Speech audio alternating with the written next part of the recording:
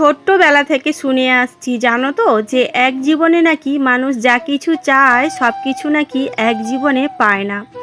আজকে নিজের জীবন দিয়ে আমি উপলব্ধি করতে পারছি জানো তো বন্ধুরা।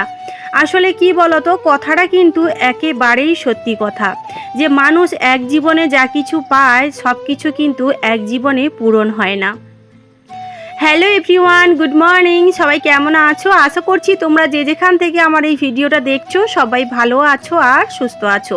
তোমাদের আশীর্বাদ ও ভালোবাসায়, মহাদেবের আশীর্বাদে আমরাও না বেশ ভালো আছি। আমি টুম্পা, আমার নতুন একটা ব্লগে তোমাদের সবাইকে অনেক অনেক শুভেচ্ছা ও ভালোবাসা। আজকের দিনটা হলো রবিবার, ঘড়ির কাঁটায় এখন ঠিক সকাল 6টা। তো তোমাদের সবাইকে সাথে নিয়ে আজকের ব্লগটা সকাল 6টা থেকেই শুরু করছি। গতকাল রাতে একেবারেই ঘুমাতে পারিনি, বলতে পারো দু চোখের পাতা এক করতে পারিনি। এই যে আমাদের দেশে এখন নিম্নচাপ হয়েছে, তার সাথে সাথে ঝোড়ো হাওয়া আর বৃষ্টি তো লাগাতার লেগেই রয়েছে। আর বৃষ্টি আর ঝোড়ো হাওয়ার কারণে দেখো পুরো ঘর বাড়ির কি অবস্থা হয়েছে। তো যাই হোক, সকালবেলা কোমর বেঁধে একেবারে লেগে পড়েছি সংসারের কাজে। এখন দুয়ারে জলটা দিয়ে সোজা চলে আসলাম কলপাড়ে। আর কলপাড়ে এসে দেখো এখন বাসি থালা বাসনগুলো মেজে ধুয়ে পরিষ্কার করে নিচ্ছি। আর তোমরা নিশ্চয়ই আমার পেছনে গাছপালাগুলো দেখে বুঝতেই পারছো যে কতটা জোরে হাওয়া দিচ্ছে। আর আমাদের এখানে তো গতকাল রাতে জানো তো, তোমার পুলিশের মানে থানা থেকে প্রচার দিয়েছিল যে যাদের মাটির বাড়ি রয়েছে তারা যেন কোথাও পাকা বাড়িতে গিয়ে আশ্রয় নেয় বা কোনো ফ্ল্যাট হাউসে গিয়ে আশ্রয় নেয়। আবার নদীর জলও বাড়তে পারে, তো সেই ভয়ে সারা রাত দু চোখের পাতা এক করতে পারিনি। সত্যি কথা বলতে কি বলতো, আমরা যারা প্রবাসীর হাউসওয়াইফ তো মানে সত্যি কথা বলতে গেলে অনেকের গায়ে লেগে যায় কথাগুলো, কিন্তু যে কথাটা সত্যি সেটা তো না বলেও থাকতে পারি না, তাই না? যে প্রবাসীর বউ হয়ে সারাটা জীবন স্বামীকে ছেড়ে কাটিয়ে দেওয়াটা কিন্তু মুখের কথা নয়। আজকের আমার স্বামীকে আমি 1 বছর ছেড়ে আমার সংসার জীবনে আমি রয়েছি। তাহলে বলো, যাদের স্বামী কাছে থাকে না তাদের জীবনটা ঠিক একটা সেকেন্ড, একটা ঘন্টা কিভাবে অতিবাহিত হয় সেটা শুধু প্রবাসীর ওয়াইফটা ভালো বলতে পারবে। তো যাই হোক, যাদের হাজব্যান্ড প্রবাসে যায় না তারা নিশ্চয়ই এই কষ্টটা একটু হলেও উপলব্ধি করতে পারবে না, কারণ তারা শুধু পেছনে খোঁচা দিয়ে কথা বলতে জানে যে বাবা হাজব্যান্ড বাড়িতে নেই, তাহলে তো কাজটা অনেক কমে গেছে। তোমার স্বামী বাড়িতে নেই, তাহলে তোমার তো কিসের কাজ? তোমার তো রান্না আর খাওয়া, তাই না? হ্যাঁ, রান্না খাওয়া করতে গেলেও সেই রান্না খাওয়ার জিনিসগুলোও কিন্তু কিনে আনতে হয়, আর সেগুলো নিশ্চয়ই আশেপাশে কেউ বা পাড়া প্রতিবেশী থেকে কেউ কিনে দিয়ে যায় না, তাই না বন্ধুরা? তো যাই হোক, চলো, অনেক কথা অনেক গল্প হবে আজকের এই ভিডিওতে। তাহলে চলো ভিডিওটা একটু স্কিপ না করে প্রথম থেকে শেষ পর্যন্ত দেখতে থাকো। দেখো, সকালে আমি সমস্ত আশিবাসি কাজ কমপ্লিট করে এখন কিন্তু স্নানটাও করে নিয়েছি। আর আমাদের ছোট্টবেলা থেকে আমি দেখে আসছি, আমাদের গ্রামে নিয়ম রয়েছে যে স্নানের পরেই তুলসী মঞ্চে তুলসী তলায় জল দিতে হয়, ধূপ ফুল সব কিছুই দিতে হয়। আর আমিও ছোটোবেলা থেকে আমার মাকে দেখে আসছি এইভাবেই পুজো করতে, তো সেই জন্য আমিও সকাল সকাল স্নান সেরে তারপরেই কিন্তু তুলসী তলায় জল দিলাম। আর জল দিয়ে দেখো এখন রেডি সেডি হয়ে বেরিয়ে পড়েছি। এই ঝড় বৃষ্টি তুফান সব কিছুকে মাথায় নিয়ে নিজের ছোট্ট বাচ্চা 4 বছরের বাচ্চাকে সাথে নিয়ে বেরিয়ে পড়েছি বাজার করতে। কারণ কি বলতো, বাড়িতে না সমস্ত সবজিগুলো বাড়ন্ত হয়ে গেছে। ওই জন্যে ঝড় বৃষ্টি তুফান কিছুই আর মানলাম না, নিজের ছোট্ট কোলের বাচ্চাটাকে সাইকেলের পেছনে বসিয়ে বাজারটা করেই আনলাম।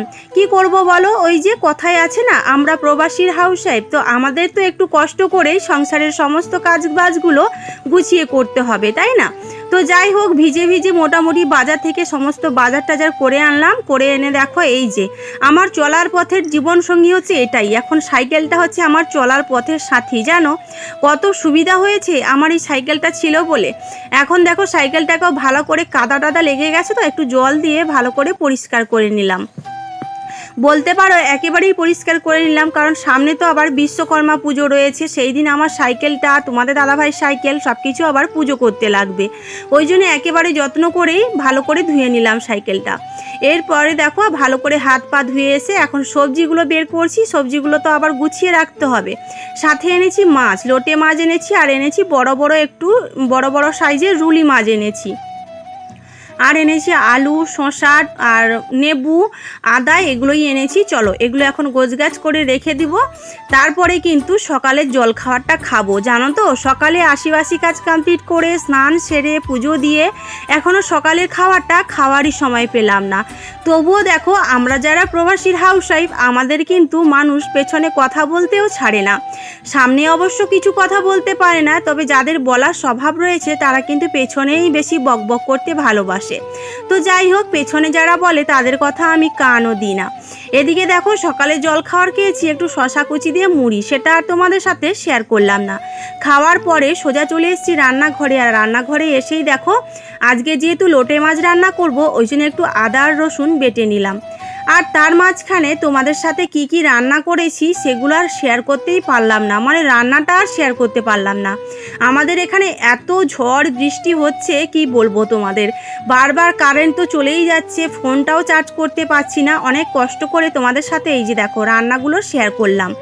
আজকে করেছি ভেন্ডি ভাজা, করেছি লোটে মাছের ঝাল, সাথে করেছি রুলি মাছের টক, আলু দিয়ে তেঁতুল দিয়ে টক করেছি। তো যাই হোক, এখন আর কিছু লোটে মাছ ছিল সেগুলোকে কড়াইতে মানে গরম উনানে রেখে দিয়েছি, ওগুলো একটু ভাজা ভাজা হয়ে গেলে পরে মেয়েকে খেতে দিতাম।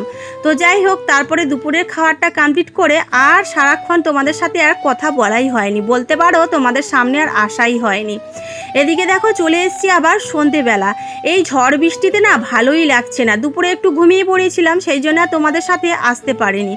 যাই হোক, আবারও আসলাম সন্ধেবেলা। এখন দেখো এই যে মেয়ের যে বই রাখার র্যাকটা ভীষণ ধুলো ময়লা পড়েছে, ওই জন্য ভাবলাম চলো সন্ধেবেলা তো কোনো কাজই নেই, একটু রিলস বানালাম আমার ফার্স্ট চ্যানেলের জন্য, একটু ইনস্টাগ্রামে রিলস দিলাম। তারপরেই ভাবলাম চলো এখন আমি এই র্যাকটাকে ভালো করে গুছিয়ে নিই।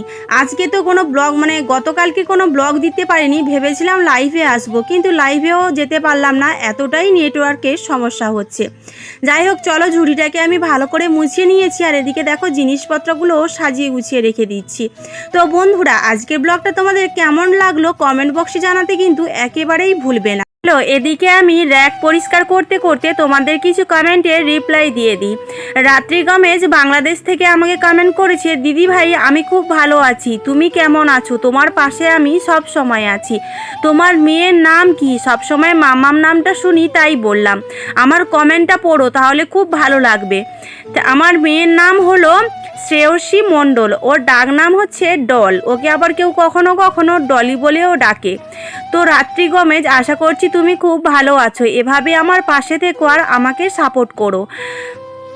আমি কমলা কমেন্ট করেছে ভিডিওটা খুব সুন্দর হয়েছে, মায়ের রান্নাঘর কমেন্ট করেছে নাইস ভিডিও, দেখে নিলাম গো।